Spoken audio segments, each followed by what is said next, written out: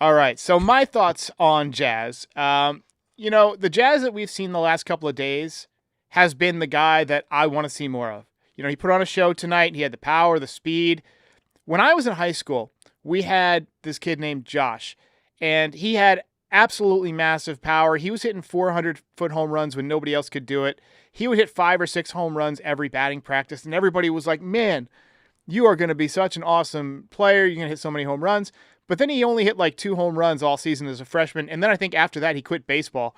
But, you know, the reason that he didn't hit home runs in the game was because he was trying to. He had natural power when he was just swinging. He had the bat speed. He had the correct kind of launch angle. He would get backspin. He would hit massive home runs. I feel like Jazz is kind of that guy where if he just takes his normal swing and just plays his game, he's got power. He's not going to be a 45 home run guy, but he'll hit you home runs.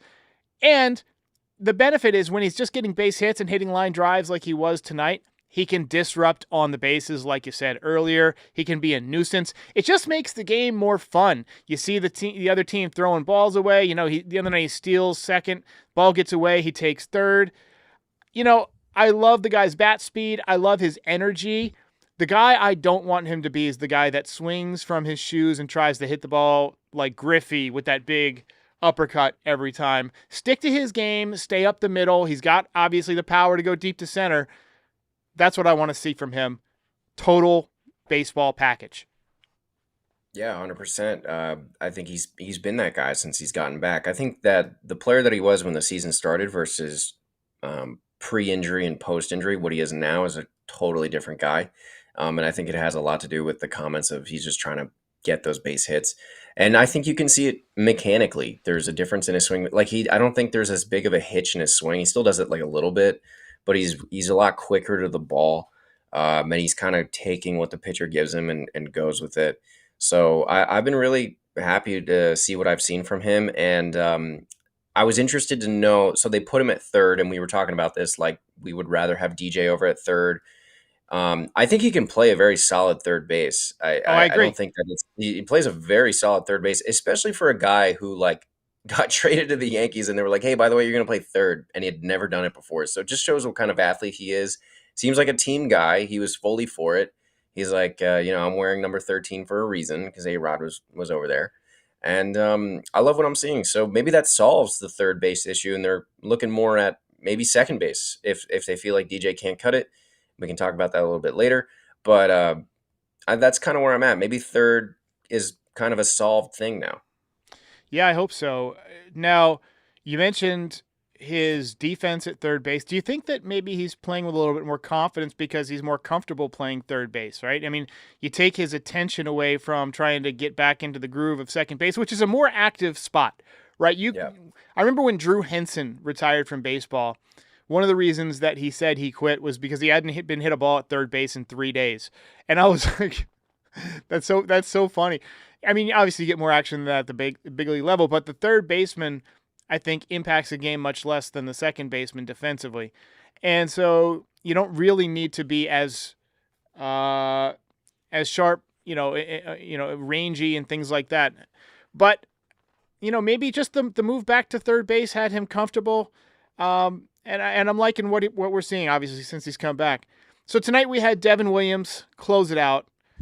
The other night he had a save where it was, by the skin of his teeth. And I feel like we're going to have a lot of blood pressure incidents over the next month or 6 weeks. But how you feeling about them continuing to give him the ball in the ninth inning? I don't know, man. I feel like they're going to. They're just gonna. Devin Williams is the closer until Luke Weaver is back. That's just what's gonna happen. I myself, I think, would rather have them look at Fernando Cruz being the closer or some sort of closer by committee until Weaver's back, with Cruz kind of getting a majority of the nods. It's just like Devin Williams, he got the job done tonight. Credit to him. But I just feel like it's always like you're ripping your teeth out whenever he comes in. And you just like everybody in the stadium is like, oh my God. And then he lets the first guy on, he walks him, gives up a base hit, whatever, hits the guy. And I just feel like the stadium is just like, oh, here we go. And that just kind of gets in his mind. I just think that he thinks about that. I don't know. It's a body language. I'm not on the field with him, obviously, but just like watching the game, body language wise, it just comes off that way. Yeah. Frankie says he has more belts than Devin Williams. What does that tell you? Frankie with the belt last night for helping us out while I was without internet. I am in Frankie's debt. Yankee Basher says Loizaga for closer. You know, Loizaga has not looked great. I mean, he's been okay, but he had trouble against the Dodgers. I guess. I mean, I'm sure they'll try it at some point. I don't know if they want to lean into that yet, but I have no problem if they sent him out to close a game. Like, I feel pretty comfortable with him right now. He had a scoreless inning tonight, did allow a hit, but yeah, I mean, Fernando Cruz is a guy that has great stuff, but I don't want him closing either because he loses the strike zone too much. I kind of like him where he's at. So I guess, I mean, you're just kind of stuck with Williams or Mark Leiter until Dreamweaver gets back, but get well soon. Speaking of getting well soon, Giancarlo Stanton is going to be on a rehab assignment. We're going to have him probably in that road trip, KC and Boston. Man, I can't wait to see him hit in Boston. So we've been talking about this for months now. What are the Yankees going to do? And it's time for our final prediction. How do you think they're going to handle the Stanton, Rice, Goldschmidt, the three-body problem? Yes, it is definitely a problem. Now, they're going to definitely have to be creative. One thing you could look into is that I would say that Austin Wells has been disappointing this year. I think that's fair to say. I don't Yeah. think he's had the offensive year that you and I thought, and Frankie can give us what our over-unders were on that, but he's been disappointing. So I think maybe Rice catch a game like once a week just to get at least like 4 extra at-bats like that. I would think that they'll maybe try to do this sort of like platoon situation, but Stanton's going to need like a lot of at bats for him to kind of get back in there. He's terrible as a pinch hitter in his career. History has shown us that. You can look up the stats, but I think for this is Rice may have to catch a few games or play first a couple games, and like you said, Goldschmidt's kind of slumping, so it's going to be kind of who has the hot hands. I was over 19.5 homers for Wells. Yeah, Derek, you were under. That's what Frankie just put up there. So he's been kind of disappointing. So I think maybe Rice catching would be interesting just to give him some extra at bats. Yeah. I mean, I can see that too. I think this is kind of what they're going to try and figure out. So he's been playing about 4 or 5 times a week as it is. Like, he still gets a couple of days off a week. So I think they're going to try and maintain that. But I think Wells is going to lose some at bats. I think Goldschmidt's going to lose some at bats. I think during the heat of the summer, they're going to use the excuse of, well, he's 37 years old. He's slowed down a little bit. Let's get him some rest. Let's get Austin Wells some rest during the heat of the summer.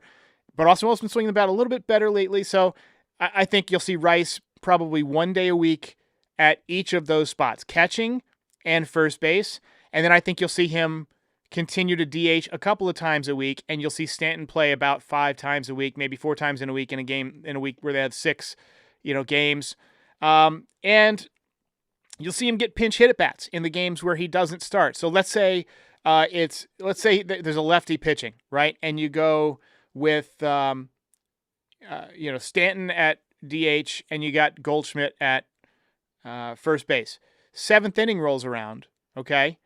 And they bring in a sidearm pitcher to face Stanton. You go to Rice. I mean, I think they will pinch hit for Stanton against certain pitchers. I think at this point in his career, it's not an insult. It's just like facts are what they are. Rice hits righties better than Stanton does. So in a tough situation, a big spot, maybe not with the game on the line. They probably wouldn't want to disrespect Stanton like that. But I can see a situation where it's like maybe the 7th inning, they want to use the excuse, well, let's get Stanton off his feet a little bit. I think that's kind of what they're going to do. But I think for the most part, your DH is going to be Giancarlo Stanton against lefties. It's going to be Ben Rice a couple of days against righties, and then he'll be first base and catcher a couple of other days. That's kind of how I think that they're going to figure it out. And then, what's interesting? And this has got to be just for fun. Goldschmidt was taking ground balls at second base. Did you see that? Yeah, I knew you were going to bring that up. That's it's just funny to kind of throw that out there. Yeah. Nothing burger. All right, Yeah. so a few more things to get through. So Carlos Rodon and Max Fried, I mean, I think they're the best 1-2 punch in the American League this year. Do you concur? I mean, is this our Schilling and Johnson duo? I right now that is the case. I don't think there's anybody that I can think of that's healthy that is approximating that. The I If I'm going to say everyone's healthy, the only other teams I could think that maybe would be competitive with that is Seattle, Logan Gilbert, George Kirby. That's a pretty nice 1-2 there. Trying to think of who, I guess in Detroit you have Tarek Skubal and Jack Flaherty. That would be a pretty nice one too. But I think just in terms of health and what the season has shown us so far, uh, Fried and Rodon are kind of one, and there's a lot of room until you get to number two there. But those would be the only two that I throw out there as possible other choices. Yeah. Well, looking good so far. DJ LeMahieu, since coming back, I mentioned it earlier. I mean, even though he had that 4-hit game, he's had a couple of knocks. Tonight he was 1 for 3, but 620 OPS, 236 average. To me, he just seems like a very below average hitter at this point in his career. What do you think? Yeah, I mean, I'm not overly impressed with him. I think the Yankees are just kind of hoping they can squeeze a little bit more out of him. So he's got this year and next year. Next year would be the final year of his contract at 15 million a year. So I don't even know if he'll be on the team. They might just DFA him in the offseason and eat that last year, man. Honestly. So, you know how I like to talk about when the calculus for things changes. Here, I'm Yeah. going to throw this at you. Corbin Burns just went out with Tommy John. He is done for the year. They're talking about trading Zach Gallen. They've got Merrill Kelly possibly getting dealt. If the D-backs decide to unload and break it down, Ketel Marte for second base. Ooh. Oh man, that would be really nice. I've wanted Ketel Marte for a long time, but Yeah. I don't know. He would command a lot. I got to look up what his contract is right now. I'm You gonna get his look that up. contract, I'll get his baseball reference or his baseball Yeah, but savant. um, that would be a really nice fit, and you'd have Jazz just stay at third, switch hitter at second. I mean, yeah, how could you not? How could you not love that? I just Wow. think that it would commit. Yeah, look at that. Ketel Marte right now, he's on a 7-year, $116 million deal. So he's got Bargain. 14 this year, 15 next year, and then 12 in 2027. And then he makes 20, 22, 22, and 11.5. So he's really not making that much. And you have him under control for a long time. So if the Diamondbacks are really wanting to unload, that would be I guess, a larger contract. They want to unload. So yeah, there are deferrals until the back end of the contract. But so he's going to be 32 soon. So he's got 8 years of service time. So he's at, yeah, 31. Okay, so he's 31 right now. He'll be 32 next year. That'd be a really nice fit. I just don't know what the Diamondbacks would want in return. I mean, he is their franchise player and he's on a cheap deal. So it's unlikely, but I'm just throwing it out there. We're having fun. It is a podcast after all.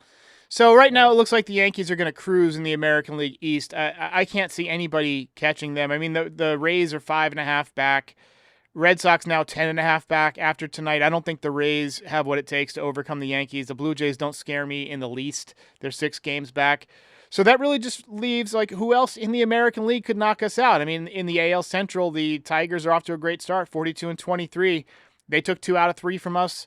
The Astros have overtaken the Mariners out west. The Yankees don't play them until August, and then they play them again in September. And the Mariners are falling off like they typically do. But I think the Yankees and the Tigers are the ALCS matchup right now. I mean, I think that's Yeah. what we're looking at, assuming that there's no upsets in the earlier rounds.